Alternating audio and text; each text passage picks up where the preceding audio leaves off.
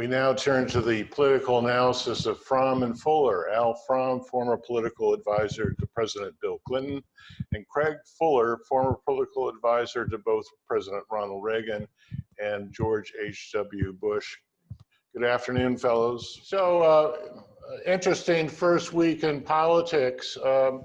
It was interesting to contrast the campaign strategy of both candidates in the aftermath of the shootings in Kenosha of Jacob Blake and then the subsequent arrest of a 17-year-old Trump supporter, a guy by the name of Kyle Rittenhouse, for the murder of two protesters and the wounding of another.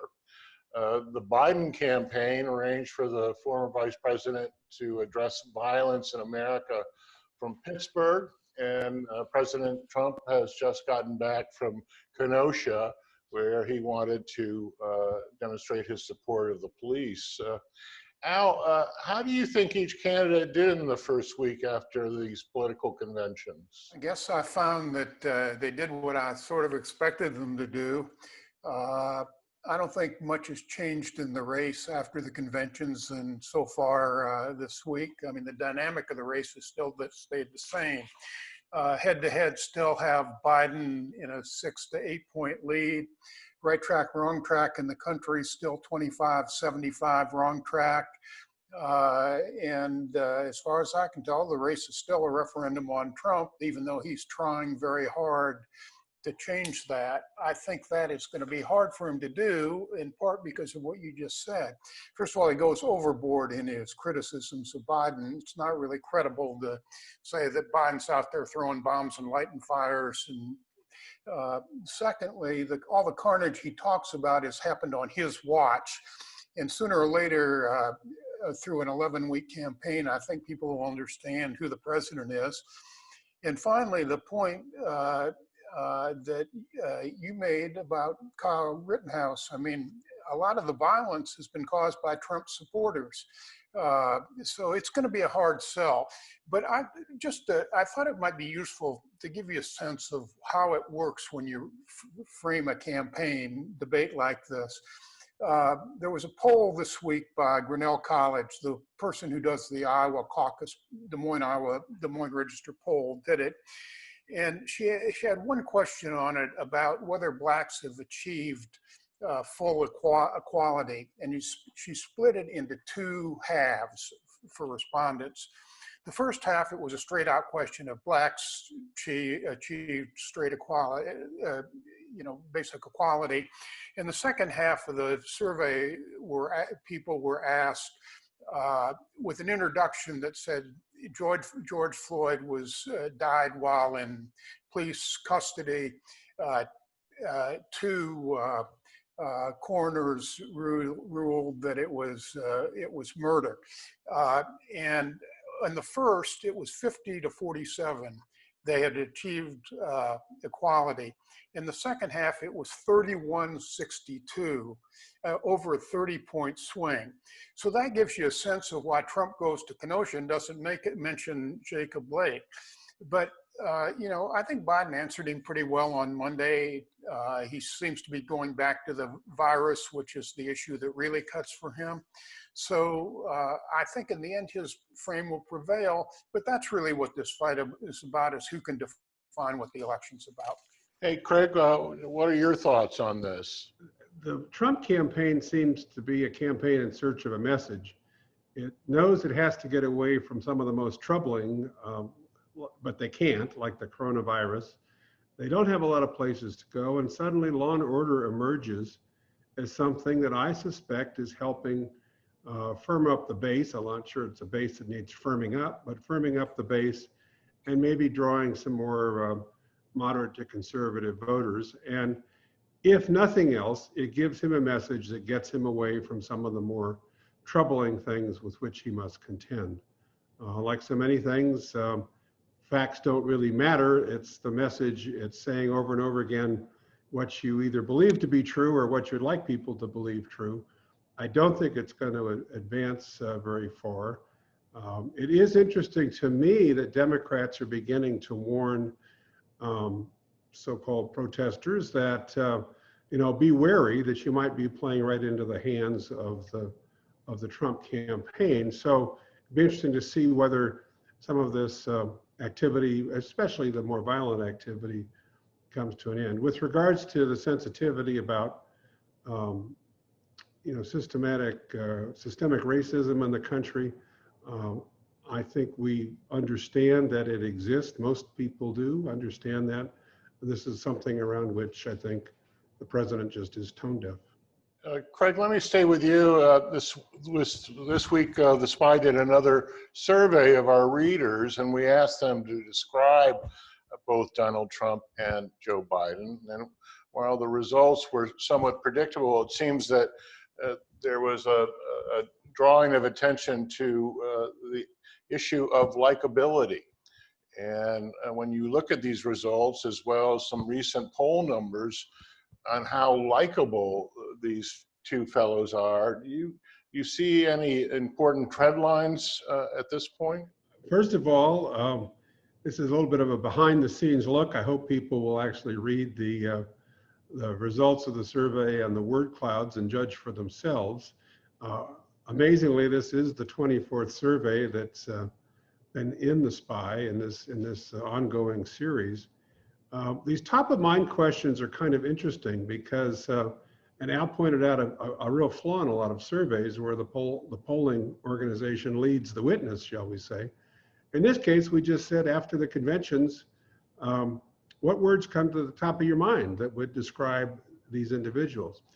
The first thing that was interesting about the survey is we've taken a number of them, and in this one, fewer Republicans responded than in any of the prior surveys, suggesting to me a little bit that some of the Republicans just simply don't want to get into a discussion about this.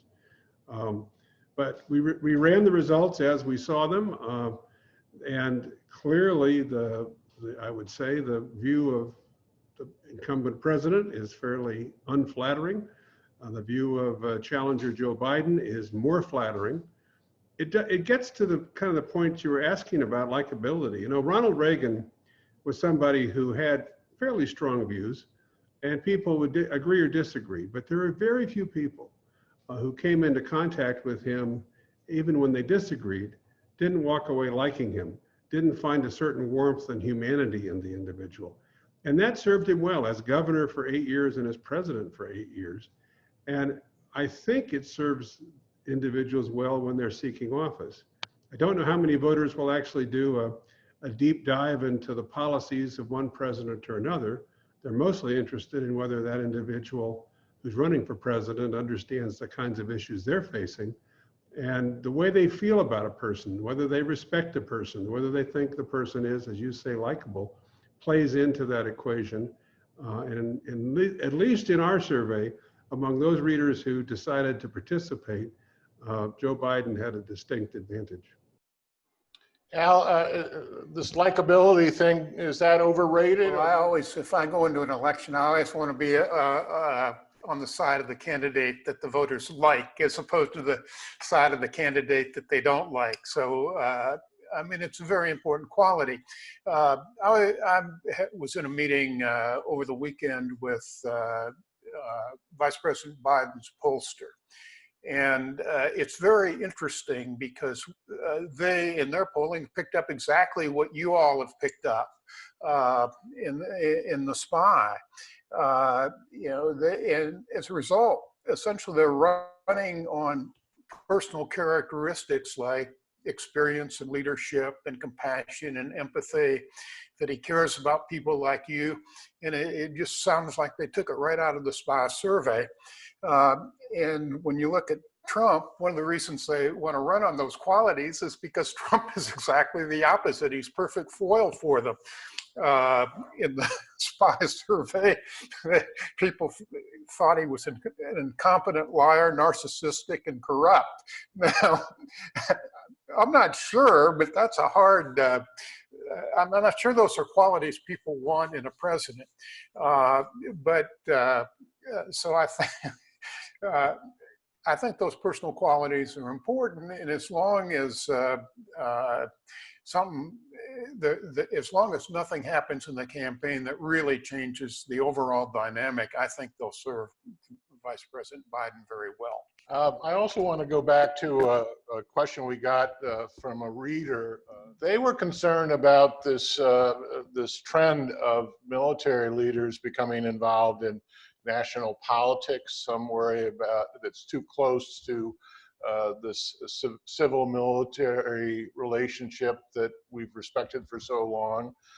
Do you all feel or fear that the cloud of retired general officers at these high levels of government is a good thing?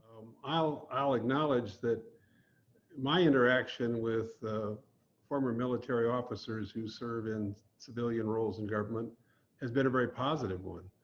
They bring a huge depth of understanding of the world. They bring a systematic approach to any issue you might face. They live more so than most people would probably realize, especially when they reach the higher levels. They live in a political environment. They're testifying before Congress. They're interacting with the Congress.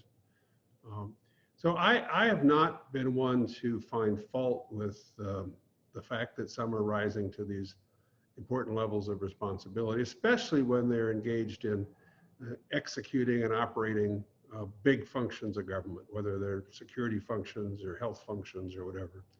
I think too that it's very important to have civilian, non-military oversight of the Defense Department, and we have that in our system. There's a flip side to this too, and I think it's a concern that probably more a concern of mine than the one that our listener asked, and that's the fact that in Congress you have fewer and fewer, sometimes if any, people who have actually been engaged and involved in the military and had any service whatsoever. And I think we lose something by that, because the national security of the United States, the involvement of our armed forces abroad, I think would benefit by people being informed directly by the service they held. So interesting question, and probably something, worth more discussion. Al? I'm a big fan of civilian control of the military, and particularly back in my anti-war days when I was just getting out of graduate school and got my draft notice during Vietnam. When I went to basic training, I was awfully happy that my commanding officer at Fort Bragg was a second lieutenant from Middlebury College in Vermont, who probably didn't like the military in those days any better than I did. So I've always thought civilian control is really important in a great, in a restraint. But Trump sort of flips that on its head, because as we've seen in the last 2 or 3 months, the danger in the Trump administration is not the generals running amok, but the president running amok. As Craig said, I mean, I like the thought of people who have served our country for a long time at high levels and are real patriots, protecting against abuse of the military by basically what spy voters called a narcissistic president. So, ordinarily, I think it's really important to have a very careful balance, and I still think that's true, but we're in a time now where the balance needs to work both ways. Thank you all.